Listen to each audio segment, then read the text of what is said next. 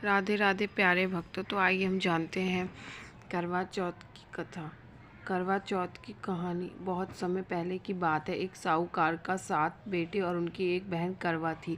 सभी सातों भाई अपनी बहन से बहुत प्यार करते थे, यहाँ तक कि वह पहले उसे खाना खिलाते और बाद में स्वयं खाना खाते थे। एक बार उनकी बहन ससुराल से मायके आई हुई थी।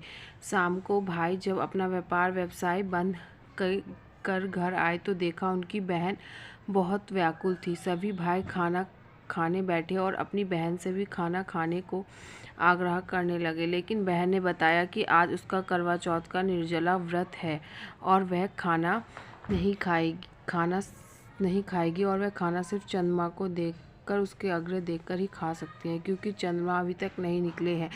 इसलिए वह भूख प्यास से व्याकुल हो उठी थी।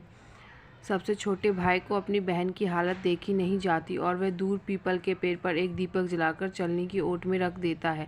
दूर से देखने पर वह ऐसा प्रतीत होता है कि जैसे चतुर्थी का चांद उदित हो रहा हो। इसके बाद भाई अपनी बहन को बताता है कि चांद निकल गया है, तुम उसे अग्र देने के लिए भोजन कर सकती हो। बहन खुशी के मारे सीढ़ियों पर चढ़कर चांद को देखती है और उसे अग्र देकर खाना खाने बैठ जाती है। वह पहला टुकड़ा मुंह में ही डालती है कि उसे छींक आ जाती है।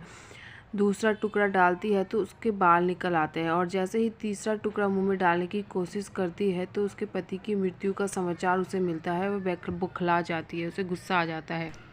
उसकी भाभी उसे सच्चाई से अवगत कराती है कि उसके साथ ऐसा क्यों हुआ। करवा चौथ का व्रत गलत तरीके से टूटने के कारण देवता उससे नाराज हो गए और उन्होंने ऐसा किया। सच्चाई जानने के बाद करवा निश्चय करती है कि वह अपने पति का अंतिम संस्कार नहीं होने देगी और अपने सतीत्व से उन्हें पुनः जीवन दिलाकर रहेगी। वह पूरे 1 साल तक अपने पति के शव के पास बैठी रहती है और उसकी देखभाल करती है।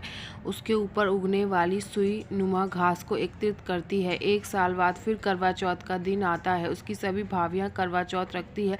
जब भाभियाँ उससे आशीर्वाद लेने आती है तो प्रत्येक भाभी से यम सुई ले, पिए सुई दे दो, मुझे भी अपनी जैसी सुहागिन बना दो, ऐसा आग्रह करती है। लेकिन हर बार भाभी उसे अगली भाभी से आग्रह करने को कह चलती है। इस प्रकार जब छठे नंबर की भाभी आती है तो करवा उसे भी यह बात दोहराती है। भाभी उसे बताती है क्योंकि सबसे छोटे भाई की वजह से उसका व्रत टूटा था।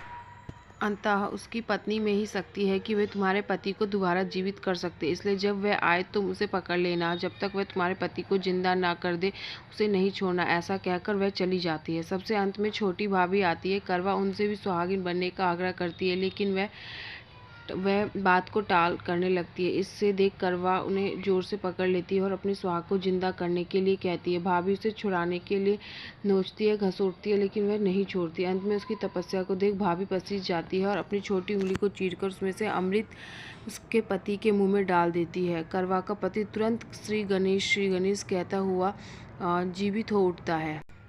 करवा अपने पति को जीवित देखकर बहुत ही खुश हो जाती है। इस प्रकार प्रभु की कृपा से छोटी भाभी के माध्यम से करवा को अपना सुहाग वापस मिल जाता है और वो कहती है, हे श्री गणेश माँ गौरी, जिस प्रकार करवा को चिर सुहागन का वरदान आपसे मिला है वैसे ही सभी सुहागिनों को मिले। ये कथा जो सुने उसको भी सुहाग का वरदान मिले। तो मैं आशा करती हूँ प्यारे भक्तों आपको करवा चौथ की ये कहानी बहुत ही पसंद आई होगी। आप इस कथा को लाइक, सब्सक्राइब एंड शेयर ज़रूर करिएगा। राधे राधे एवरीवन। और आप भी करवा चौथ का व्रत जरूर करिएगा। हर सुहागिन को करवा चौथ का व्रत करना ही चाहिए। इससे उनके पति की आयु लंबी तथा दीर्घ होती है।